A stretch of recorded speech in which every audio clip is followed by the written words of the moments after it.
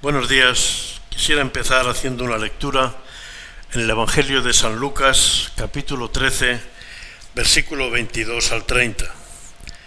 Dice la palabra del Señor: pasaba Jesús por ciudades y aldeas enseñando y encaminándose a Jerusalén.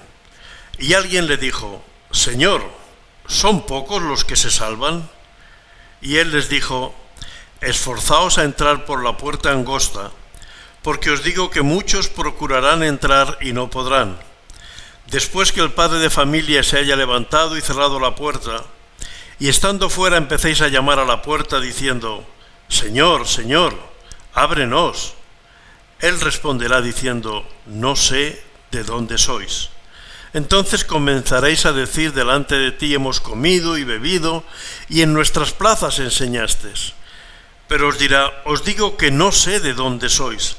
Apartaos de mí todos vosotros, hacedores de maldad. Allí será el llanto y el crujir de dientes, cuando veáis a Abraham, a Isaac, a Jacob y a todos los profetas en el reino de Dios, y vosotros estéis excluidos. Porque vendrán del oriente y del occidente, del norte y del sur, y se sentarán a la mesa en el reino de Dios. Y he aquí hay postreros que serán primeros, y primeros que serán postreros.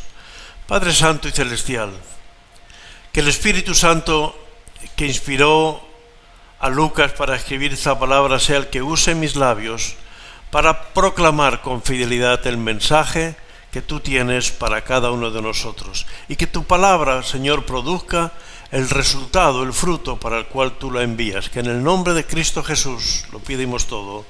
Amén. Como seguramente la mayoría de hermanos de la Iglesia saben, las semanas pasadas estuve pasando por el COVID-19. Fue la voluntad del Señor. Les puedo asegurar que en mi voluntad no estaba el tener que pasar por esa enfermedad. Pero sí es verdad que hace años que yo puse mi voluntad en las manos de la voluntad del Señor, que fuera su voluntad y no la mía. Por eso creo que ha sido su voluntad la que me ha hecho pasar por esta enfermedad. Gracias a Dios, sin síntomas graves y pasando un tiempo realmente en el cual he podido sentir el calor, las oraciones, el amor de la familia, de la Iglesia y de tantos y tantos hermanos. Con lo cual, algo que podría ser considerado negativo, el Señor, como dice en Romanos 8:28, hizo que fuera para bendición. A los que aman a Dios, todas cosas ayudan a bien. Aunque sean cosas que nos incomodan, aunque sean cosas pesadas, aunque sean cosas difíciles. Y estando en ese tiempo, el Señor trajo a mi mente esta palabra. Esta palabra que empieza con una pregunta que alguien hace, alguien que no se nos dice ni siquiera el nombre, y que fue una pregunta lanzada al aire. Señor, ¿son pocos los que se salvan? Jesús aprovecha esta pregunta no para contestar directamente a esa persona que lanzó esta pregunta, sino para dar una declaración solemne de que no se puede tomar a la ligera un tema tan trascendente como la salvación. Algunos creen, como ocurría con los judíos, que solo por el hecho de ser judíos, de ser descendientes de Abraham, ya eran salvos, ya eran hijos de Dios, ya tenían derecho a estar en la presencia de Dios. Otros podemos caer en el error de, por haber nacido en una familia cristiana, por ser miembros de una iglesia evangélica, porque leemos la Biblia de vez en cuando o diariamente, creer que hay algún mérito en nosotros que nos permite alcanzar ese derecho a la salvación, sin darnos cuenta que simplemente, y como hace unas semanas nos decían, solo la gracia de Dios nos permite llegar a la salvación. Algunos piensan que el haber hecho en su día lo que llamamos la oración de arrepentimiento, haber pedido perdón por sus pecados y haber dicho en una oración que aceptan a Jesús como Señor en su vida, esa oración, que por supuesto es trascendente e importante en la vida de cualquier ser humano, les capacita y ya les habilita para entrar en la presencia de Dios. Cuando lo que legitima esa oración de arrepentimiento, esa oración de entrega al Señor, es una vida en la que persevera la fe, la santidad y el compromiso diario con el Señor. El ministerio de la predicación de la palabra sería un fracaso, y yo creo que en esta iglesia se están dando hermosos mensajes acerca de la edificación, acerca de la gracia, acerca de la radicalidad del Evangelio en las últimas semanas, en las cuales se está viendo cómo los hombres de Dios están buscando esa santidad. Y sería un fracaso del ministerio de predicación si las personas al final fueran al infierno, si las personas al final no fueran salvas, si escuchar el Evangelio muchas veces fuera simplemente como un sucedáneo para pasar bien la semana, para recuperar el aliento, para recuperar el ánimo hasta el próximo domingo, hasta el próximo mensaje. Cuando Jesús habla de los pocos que se salvan, se refiere a lo difícil que es que las personas confiesen el nombre de Jesús. Porque, como decía antes, nadie se propone ir al infierno. Todos piensan que al final de su vida estará en orden con el Señor. Pero cuidado, ese acomodarse, ese dejar las cosas para mañana, ese dejar las cosas para cuando uno sea viejo o cuando uno tenga tiempo, puede ser ir tomando el camino ancho que no lleva a la vida eterna. Realmente, vivir fuera de la voluntad de Dios es una posibilidad grande de vivir en el naufragio. Llamar a Jesús Señor y vivir una vida fuera de su voluntad es no ser un discípulo de Jesús. Los que viven como si Jesús nunca hubiera dado una palabra a la cual tengamos que obedecer. Lamentablemente, a lo largo de los años de mi vida de fe, he visto muchas personas que han aceptado a Jesús, pero luego han querido vivir la vida a su manera, no a la manera del Evangelio. Ellos dicen que son convertidos porque un día aceptaron a Jesús, pero sus vidas están diciendo otra cosa. Y será terrible llegar a las puertas del cielo y oír: nunca os conocí. Y dirás: sí, yo estuve en la iglesia, nosotros comimos contigo, yo participé de la Santa Cena, yo hice esto, yo hice lo otro. Lo importante no es lo que yo digo de Jesús, lo importante es lo que Jesús está diciendo de mí. Dios no ha podido mostrar mayor amor para la humanidad que haber enviado a su Hijo Jesucristo al mundo, que haber dado la vida de Jesús para nosotros. El milagro más grande que se puede producir en el mundo en el que vivimos es que Dios coja a una persona en un mundo inmundo, la saque, la limpie, la santifique y una vez restaurada la vuelva a poner en ese mundo inmundo, en ese mundo de pecado, pero pueda vivir ahí en esa inmundicia una vida de santidad y limpieza. Ese es el gran milagro. El gran milagro es estar en el mundo sin ser del mundo, y esa es la obra que Cristo quiere que hagamos para rescatar a muchas personas. Jesús no respondió a la pregunta: ¿son pocos los que se salvan? Yo espero que van a ser millares, como dice Apocalipsis, millares de gente, las cuales nadie podía contar, que estaban vestidas de ropas blancas. Muchos van a ser salvos, pero solo que uno se pierda es haber menospreciado la sangre preciosa de Jesús. Y eso es lo grave. Por eso tenemos que predicar un mensaje claro, con nuestras palabras y con nuestra vida. Un mensaje que hable de la realidad, del peligro de no aceptar a Jesús. Nuestros mensajes, y puesto que ahora está tan de moda el tema de las vacunas, no es inocular una vacuna, un virus debilitado para que la gente pueda superar mejor la enfermedad. Lo que el Señor llama es a nacer de nuevo. Lo que el Señor llama es una vida transformada. Decir Señor, Señor, decir yo soy cristiano, no vale para nada. Según Mateo 7, 21 a 23, el test que dice si yo estoy viviendo la vida en la cual Cristo Jesús está gozándose viéndome a mí.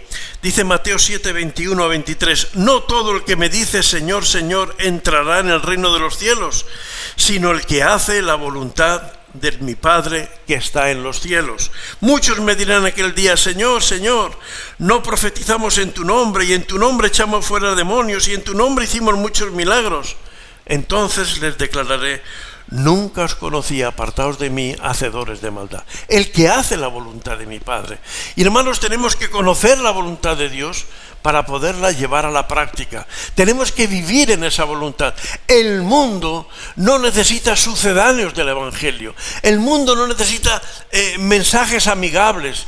El mundo necesita la evidencia de que Cristo ha venido a transformar nuestras vidas y que hay que salir de la inmoralidad, hay que salir de la pecaminosidad, hay que salir de la tolerancia al pecado y entrar en la santidad de Dios. Si pensamos que la salvación va a depender de las cosas que yo haga, pues como dice este pasaje de Mateo, en tu nombre echamos fuera demonios, en tu nombre hicimos muchos milagros.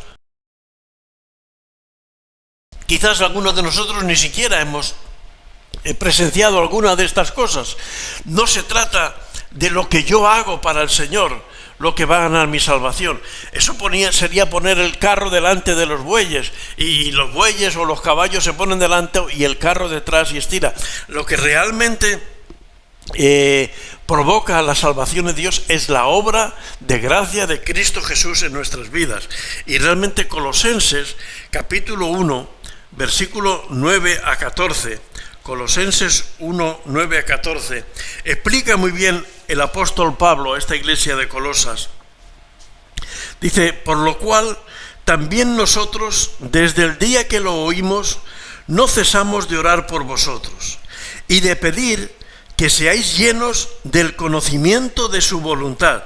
Qué importante, que seáis llenos del conocimiento de su voluntad en toda sabiduría e inteligencia espiritual.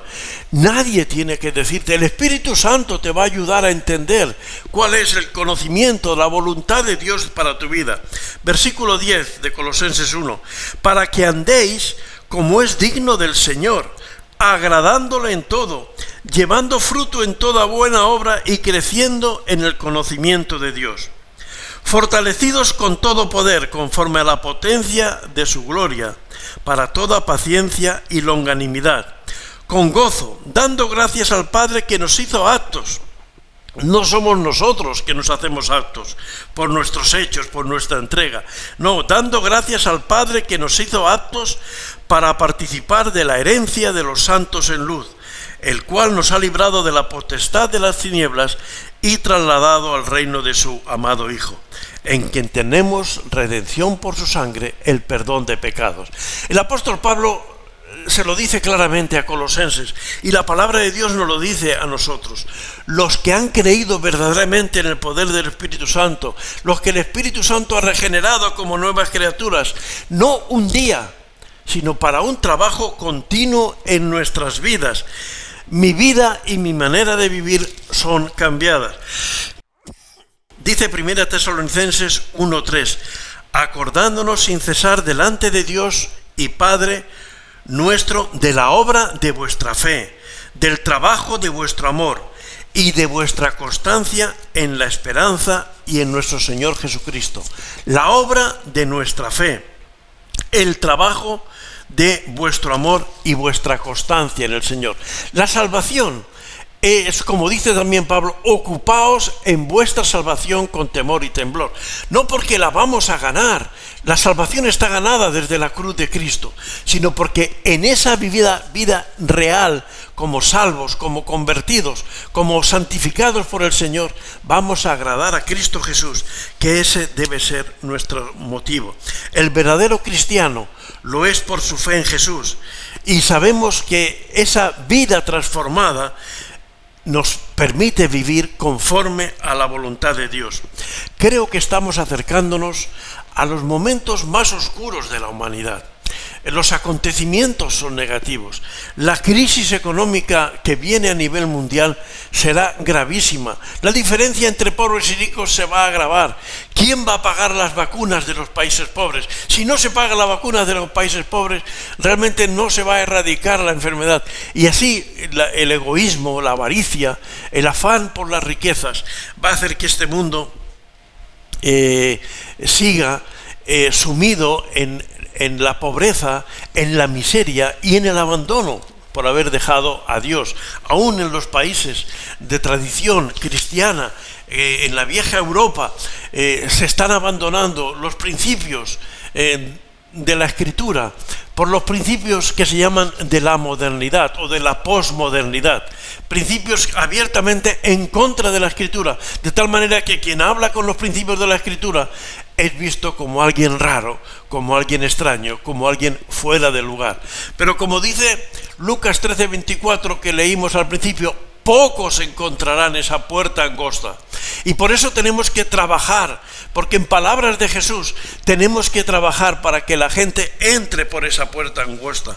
Nosotros, como hijos de Dios, somos identificados como su cuerpo, como sus ovejas, o como dice Isaías 62:5, y como el gozo del novio con la novia, así se gozará contigo el Dios tuyo.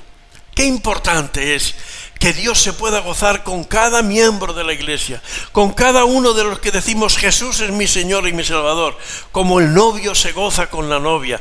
Ese deseo de tener ese encuentro, ese deseo de estar juntos, ese deseo de vivir esa experiencia.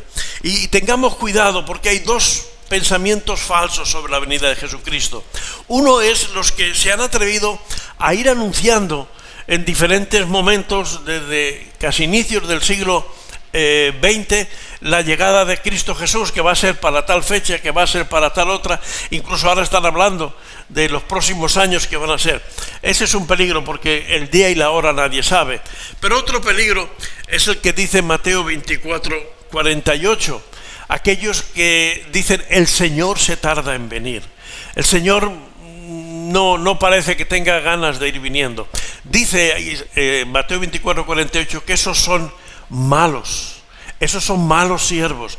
Cuidado, a veces escucho mensajes de la prosperidad donde se habla más de disfrutar de las cosas que Dios nos da en este mundo, de que estar deseando estar en la presencia del Señor. No, hermanos, el creyente vive esperando la llegada a la casa del Padre, esperando llegar a la casa del Señor. En Juan capítulo 20, versículo 1 al 11, se nos relata el momento de la resurrección de Jesús. Se nos relata el momento en el que María Magdalena se acerca al sepulcro y encuentra la piedra movida y ve que el sepulcro está vacío, viene corriendo, llama a Pedro y Juan y ellos vienen corriendo. Pedro entra, ve que está todo vacío y se vuelven otra vez, no sabemos si se vuelven preocupados, si se vuelven gozosos, si se vuelven confundidos. Pero María Magdalena se quedó allí. Ella tuvo esa sensación de que ahí fue donde vio por última vez a Jesús. Y ahí tenía que estar, ella tenía que esperar. Sabía que su maestro nunca falla, sabía que su maestro nunca defrauda. Y sabemos, los que hemos leído la historia, y yo creo que muchos, que Jesús se apareció. Y ella lo confundió con el hortelano. ¿Dónde le has puesto? Hasta que Jesús le dijo María. Y qué importante es que cuando Jesús menciona tu nombre, cuando Jesús menciona nuestro nombre, estemos ahí apercibidos, dándonos cuenta que es Jesús. Ella cambió su perspectiva.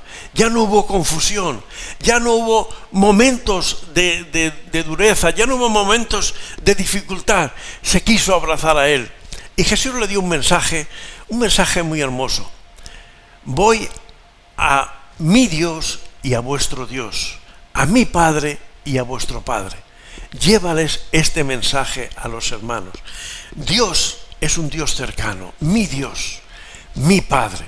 Dios es un Dios que no nos sirve para los momentos difíciles de la vida, que no nos sirve para las dificultades, sino que Dios es un constante, un diario, una manera de vivir, de una manera en la cual podemos tratar cada día con Él. Y si Jesús no es como la niña de nuestros ojos. Si nuestra atención no está en su iglesia, en su palabra, estamos perdiendo la perspectiva. No podemos ser discípulos de Jesús si Jesús no ocupa el primer lugar en todo, no el primer lugar en algunos momentos, no el primer lugar a la hora de pedirle cosas, sino ocupa el primer lugar en todo. Sería lamentable, sería realmente triste que alguien que oye este mensaje, que se lanza esta pregunta, ¿son pocos los que se salvan? Jesús contestó cuál era el camino de salvación. No entra en la discusión si tantos o cuántos, si muchos o si son pocos. Jesús muestra el camino de salvación. Y sería tan triste que alguien que ha escuchado el mensaje de salvación hoy o en otros momentos no se comprometa no para hoy, no porque el Señor ha tocado tu corazón, sino viendo que quizás estás viviendo una vida de distracción, que quizás es más fácil andar por el camino ancho, pensando que en el último momento vas a coger la puerta que es Cristo. Jesús es esa puerta estrecha, y no es una puerta grande, porque hay que pasar por la cruz, hay que pasar por Jesús, hay que pasar por la obediencia, hay que pasar por hacer su voluntad. Y sería lamentable que, sabiendo lo que el Espíritu de Dios dice en su palabra, sabiendo lo que Jesús ha predicado, alguien no haga un compromiso firme, decisivo, no para hoy, sino desde hoy hasta el fin de sus días, de entregarse al estudio de la palabra del Señor, entregarse a la oración, entregarse a vivir una vida comprometida con el Señor, de tal manera que cuando el Señor nos diga, venid aquí porque habéis hecho la voluntad de mi Padre, habéis atendido a los presos, habéis atendido a los necesitados, habéis hecho esto, aquello, y digamos, Señor, pero ¿cuándo te hemos visto? Que el Señor nos puede decir, buen siervo y fiel, sobre poco has sido fiel, sobre mucho te pondré. La salvación es una obra de Dios, pero el obedecer la voluntad de Dios es nuestra parte, es nuestro compromiso, es nuestro anhelo, es nuestro deseo. ¿Son pocos los que se salvan? Yo espero que no, pero yo sé que Jesús, con cada uno que no se salve, Él está sufriendo, porque Él ha dado su vida por todos, para que todo aquel que en Él crea no se pierda, mas tenga vida eterna. Que nadie que oiga este mensaje pierda una salvación tan grande. Señor Jesús, ayúdanos a ser sabios, a apropiarnos de las bendiciones que tú tienes para nuestra vida. Que la sangre de Jesús cubra nuestro pecado, que realmente sintamos pesar por nuestro pecado, que el Espíritu Santo tome control de nuestra vida y nos guíe desde ahora en adelante para que nuestra vida sea una vida de fe y conforme a la voluntad de Dios. Que en el nombre de Jesús lo pedimos. Amén. Que el Señor les bendiga y haga que su palabra sea poderosa para cada uno de nosotros. Amén.